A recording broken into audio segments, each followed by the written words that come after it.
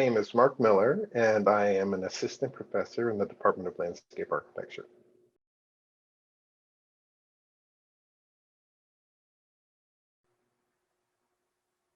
That's a trick question because of the way we format or arrange or organize our graduate students and undergraduate students. And we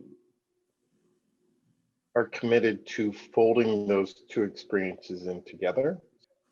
I would say that one of the challenges I enjoy bringing to the grad students and a way to differentiate their experience from the undergrads is to get them to think even more critically about the discipline and what they bring to the table.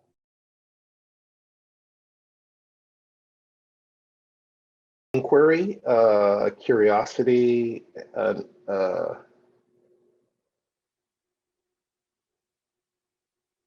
the ability to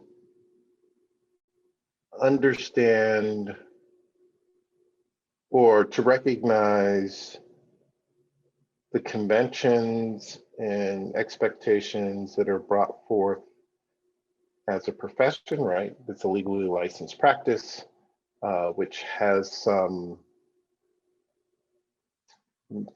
layer of standards and expectations placed on it explicitly. Then there are the implicit assumptions of what that means and how that operates. But then there are always those questions of that larger context, and that's what a grad student can potentially bring, is how do you push things forward? How do you look at things differently?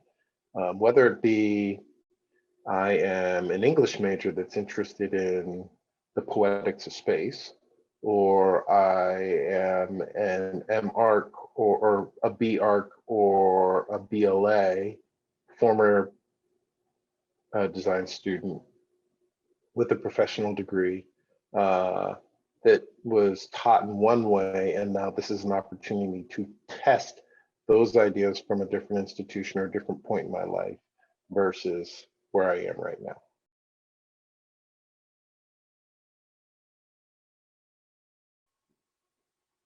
I see practice, and I'm going to back this up a little bit. I see practice, or I see the education of practitioners turning into a pipeline. And right now you hear that phrase a lot. We need a pipeline to this. We need to start this pipeline in elementary schools. It's a great pipeline into this location or that location.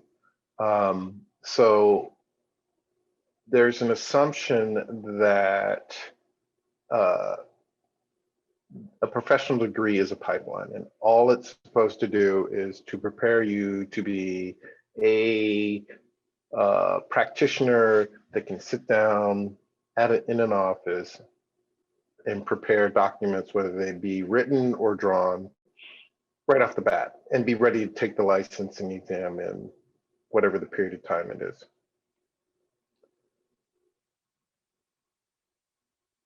The disadvantage to that is that it doesn't allow for reflection, it doesn't allow for innovation, it doesn't allow for students to take control of their experience, to define what the practice should be for them, right? So we are increasingly focused on a practice or profession that looks towards the next project. The next project will take 5 years, or 10 years, depending on how things work, but we are not reflecting on the impact of those things 30 years down the road. So even though we talk about the maturity of things and how long it takes for a community or for an ecology that we explicitly or implicitly constructed, we talk about these things all the time, or we're supposedly talking about it. We really don't train towards that sort of thinking. And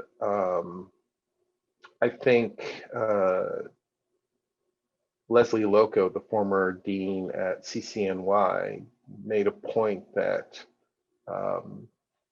design practices in general are becoming very narrow and specific in their outcomes, because it's less about design and it's more about the economics of design, meaning how can we extract money from our clients in order to maintain ourselves or to maintain a profit margin. And in those 2 points, that third leg of the space, the place, the people, the environment is often erased. So the pipeline is this very smooth thing, right? When you think about a pipeline, it's a smooth, enclosed thing. It doesn't allow for contamination, and those are the things that the profession needs in order to advance itself. And to Leslie Loco's point, she has made the argument that design needs to take a moment and step back and think about who does what and how, and does architecture really, or landscape architecture really look like what it does today?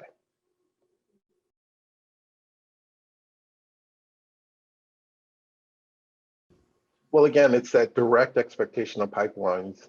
And the other problem with the pipeline assumption is that it always raises the question, is a pipeline where, for whom?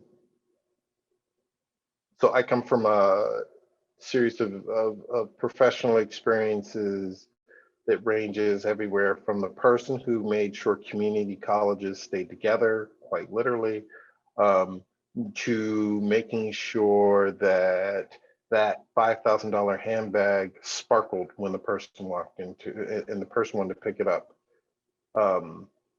when they walked into the store, right? Lighting mirrors so they would have that showcase moment.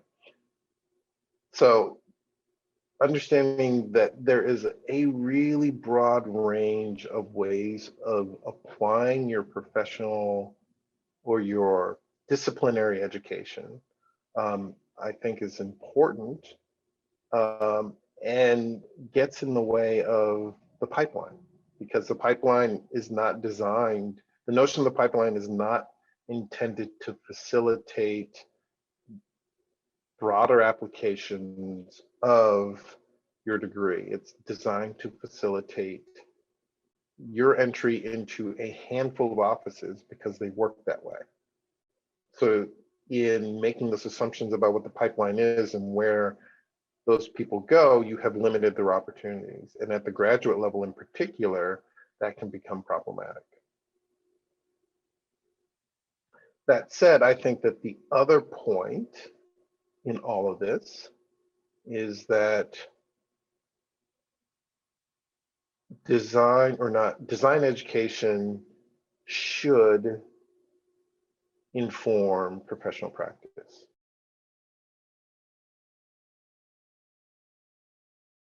My research revolves heavily around representation, speculation, and futures literacy.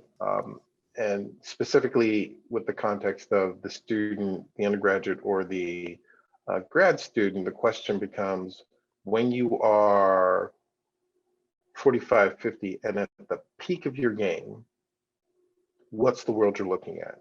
Instead of when you just walk out of the building, where's that job coming from? So thinking about those really long terms and how we construct images of those places that don't just discuss that moment, but discuss the arc, the climate arc, the story arc, the character arc that are built into them.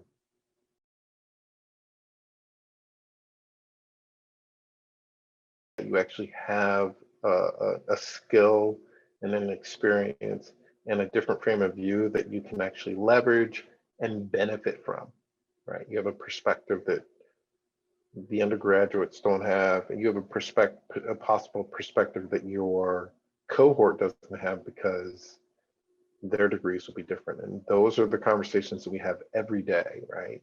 You know, you don't talk to not all your neighbors are landscape architects or people who had your undergraduate major. So to remember you have these critical thinking skills and you have this context is a really important thing. It's okay to have that degree that is non-design oriented. It's the question of how you apply that experience to this new experience you're having now.